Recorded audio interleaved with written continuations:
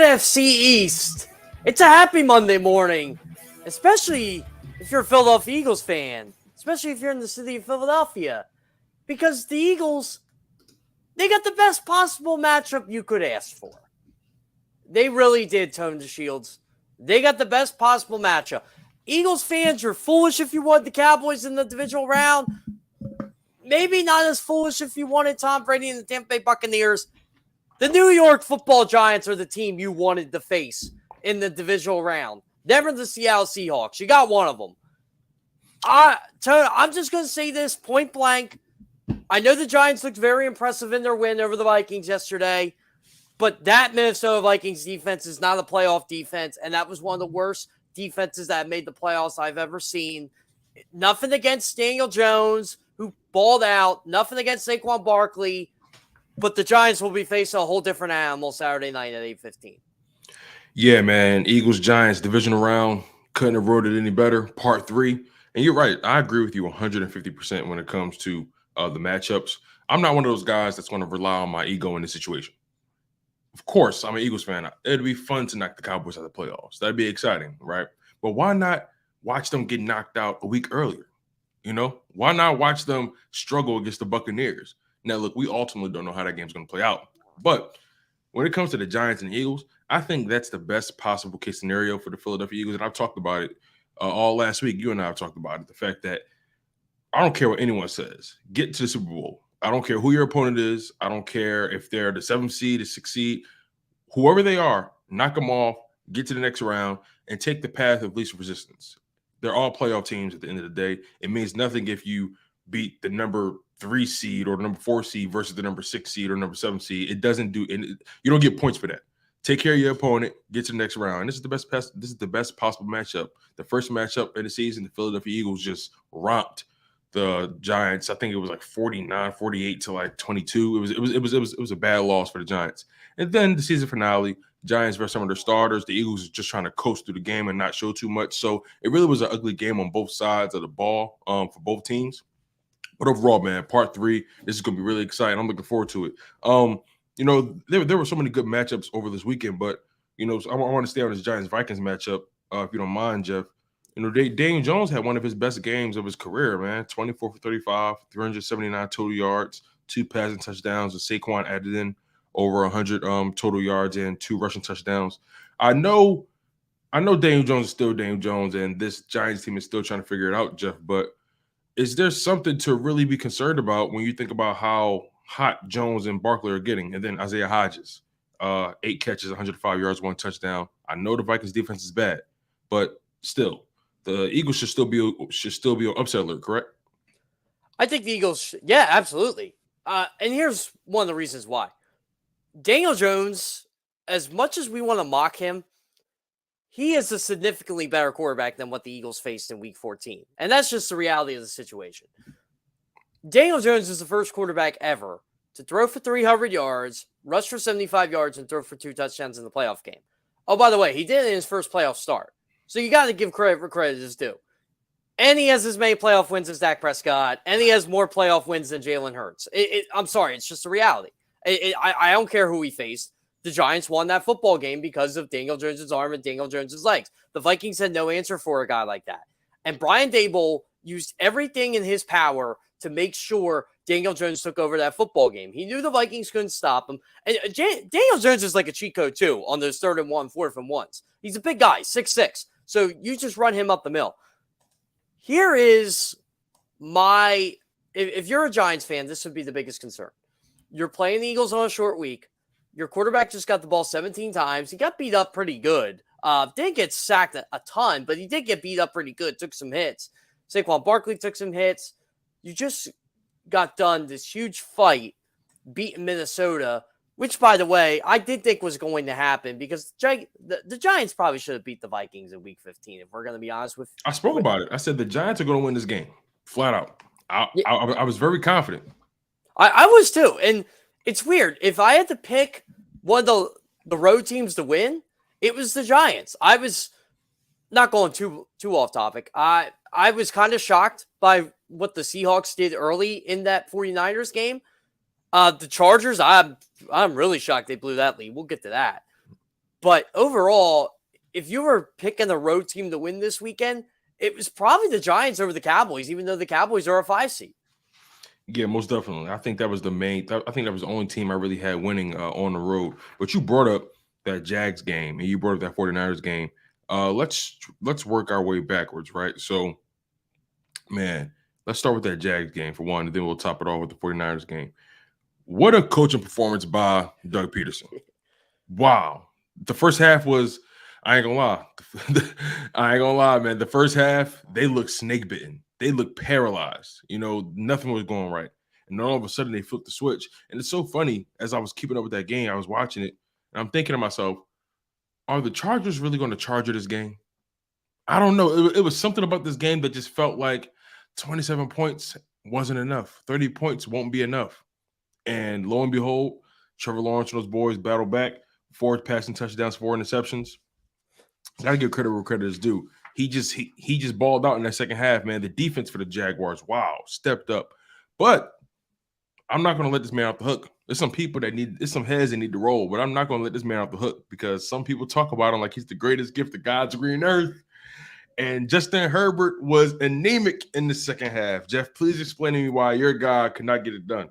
Well, not his fault. His coach is a moron, and his offensive coordinator is a moron, too. I'm sorry.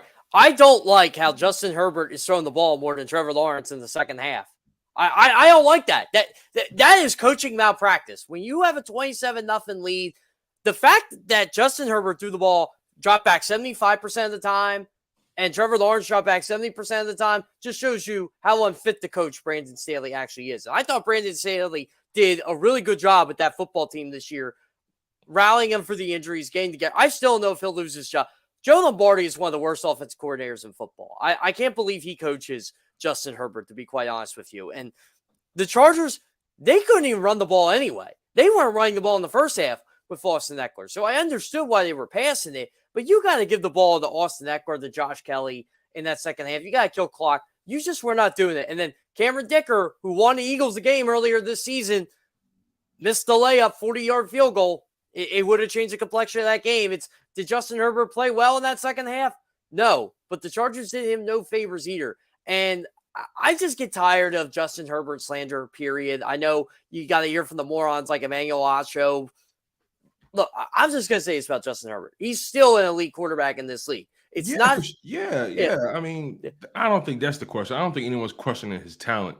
I think it's more so the fact that when your team needed you, the OC didn't make the best decisions, but they were still able to move that ball relatively well. But for some reason, all you needed were a couple field goals. Yeah, I know Dicker missed one, but you're the quarterback. When you win, you got to give everybody else the credit. When you lose, it's on you. So, I mean, what is this? Justin Herbert has been a player that's been known to struggle to get into the playoffs. He got there, and then he lost in dramatic fashion, embarrassing fashion, right? What does this do? How should we see Justin Herbert going forward, talent aside? I mean, he's still one of the best quarterbacks in the league. It's like when Jalen Hurts lost his playoff game last year. The narrative only changes because people make it.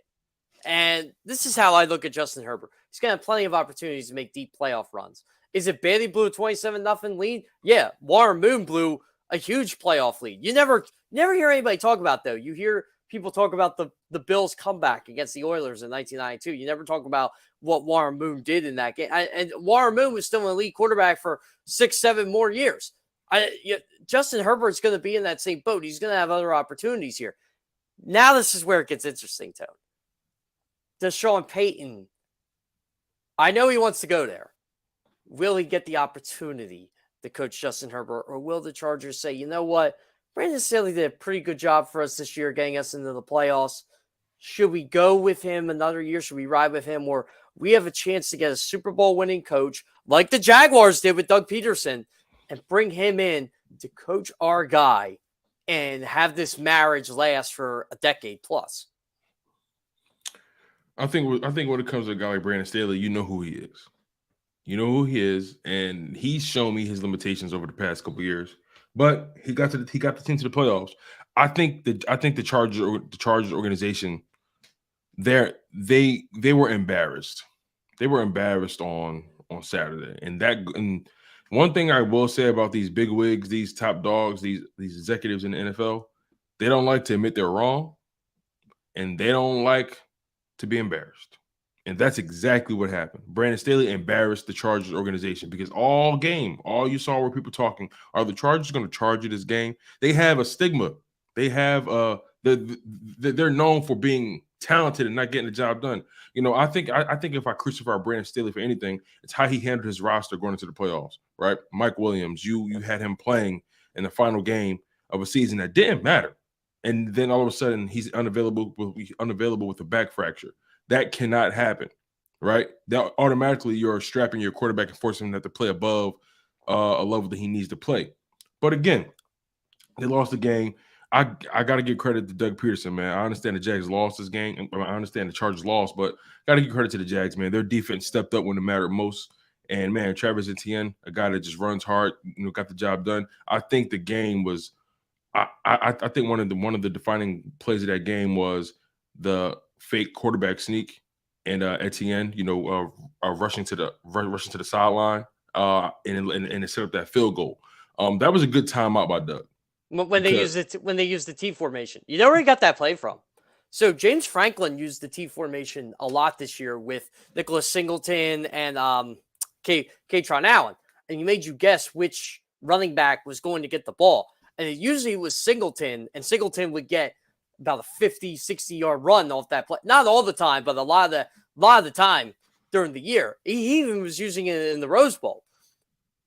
I loved how Doug Pearson basically did that. And, bringing the T formation back, that's something you haven't seen since maybe the 70s. So getting the ball to your best player in space and setting yourself up for that field goal. Brilliant coaching move by Doug Pearson. Same with going for two both times. That was brilliant. Brilliant. I know the first time he didn't get it, but I love how Doug stayed aggressive. It felt like Doug when he was coaching the Eagles, right? And another thing, Trevor Lawrence had a 0.0 passer rating with 2 minutes left in the first half. And he finished with a 70 passer rating. He needed a 142 passer rating the rest of the way to just finish with 70 passer rating. Trevor Lawrence was probably the worst quarterback you ever seen for the first 28 minutes of that game, and he was probably the best quarterback you ever seen in the last 32 minutes. It was the tale of two halves. I don't know if they can beat the Chiefs. I don't think they can, but it'll be fun. It'll be a fun matchup, but I just don't think they're, It's going to be right before the Eagles game, too. Yeah, it's going to be exciting. It's going to set you up perfectly. And then that 49ers matchup, man, 49ers Seahawks. That game started off interesting. Seahawks or the 49ers were pretty much in control when the Seahawks battled back. But then third quarter comes and Kyle Shanahan just creates the ultimate scheme for Brock Purdy. And I got to be honest, I'm beginning to pay attention to Brock Purdy. You have to pay attention because what he showed me in that game, outside of just making the throws he needed to make, was the playmaking ability. There were moments where the Seahawks had him dead to rights, and he just broke a tackle or extended the play and found guys for touchdowns or first downs. It's at a point now, at least for me, I'm not saying he's the second coming of Tom Brady, but I'm paying attention to Brock Purdy now. What's your thoughts on the 49ers and Brock Purdy and just how that system is flowing? Can I change your opinion?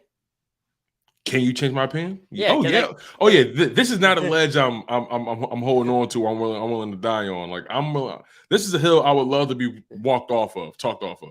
Okay, so if you're ready to jump into the ocean from the 50-foot cliff here, Brock Purdy was 9 for 10 in Saturday's game when his receivers were quote unquote wide open, which means when they got 5 yards of separation.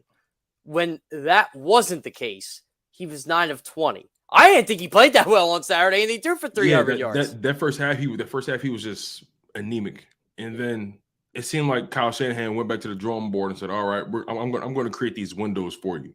It seemed like every pass he threw, guys were like 5 to 10. There were guys who were 5 to 10 yards away. If I'm being honest, I didn't see him make not one difficult throw, except for that one throw which was a bad throw, but it ended up being a touchdown. But yeah, I didn't see him really make a good throw in tight space at all. So is man-to-man the key to beat him? He's another one. What's going to happen when you face an actual defense, not the Seahawks' bad defense? The Seahawks, they deserve to go to the playoffs. Geno Smith, great story.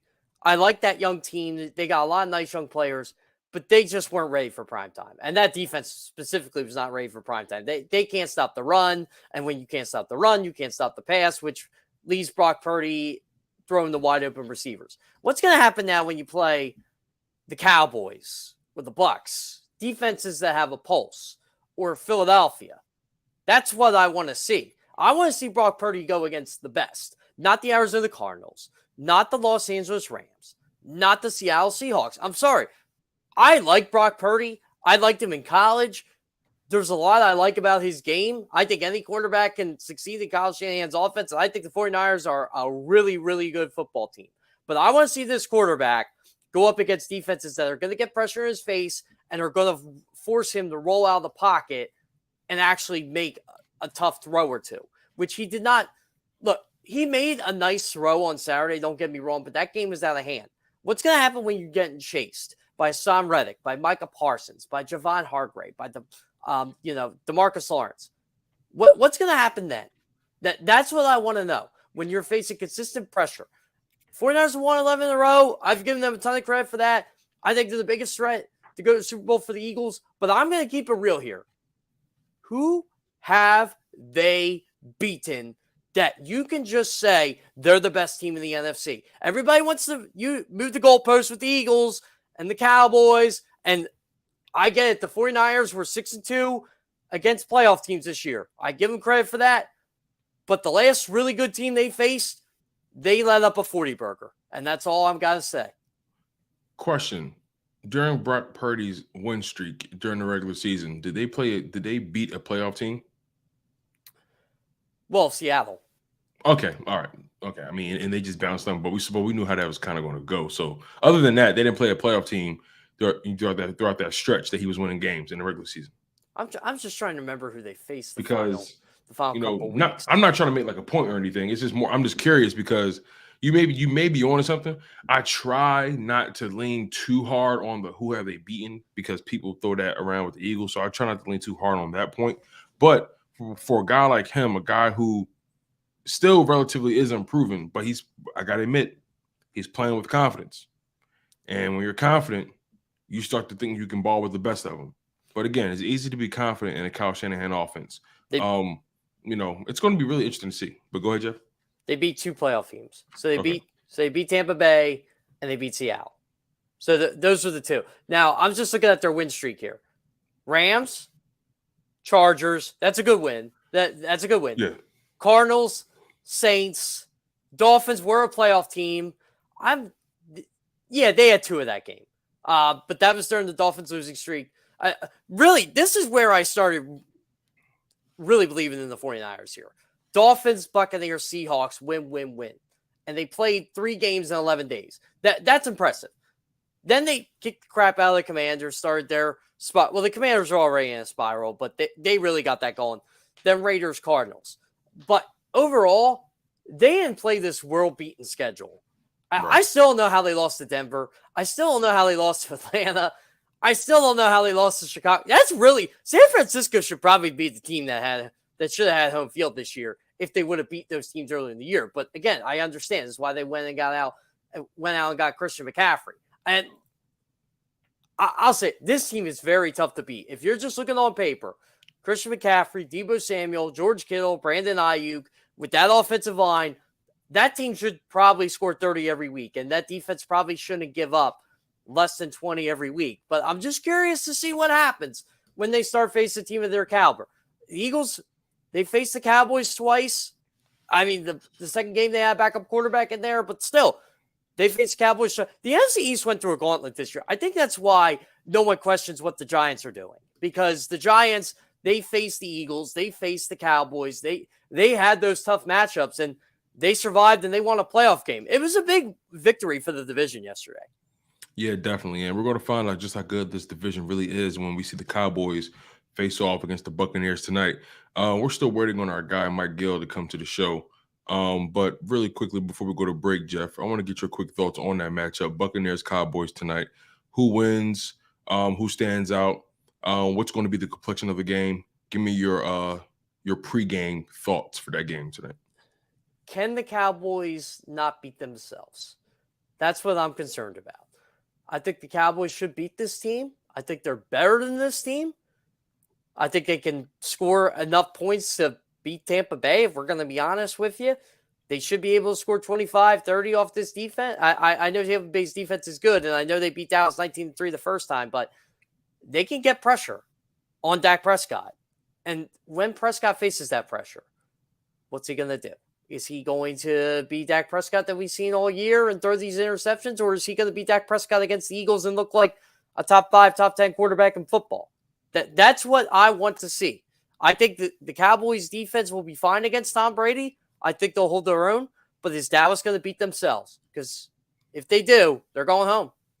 Hey, only one way to find out. You guys are locked in on Good Morning NFC East. He's Jeff Kerr. I'm your guy, Tone DeShields II. Next up, we have Mike Gill from 97.3, the Sports Bash in South Jersey, man. Can't wait to hear what he has to say about Wild Card Weekend. Keep it locked, you guys. You do not want to miss this.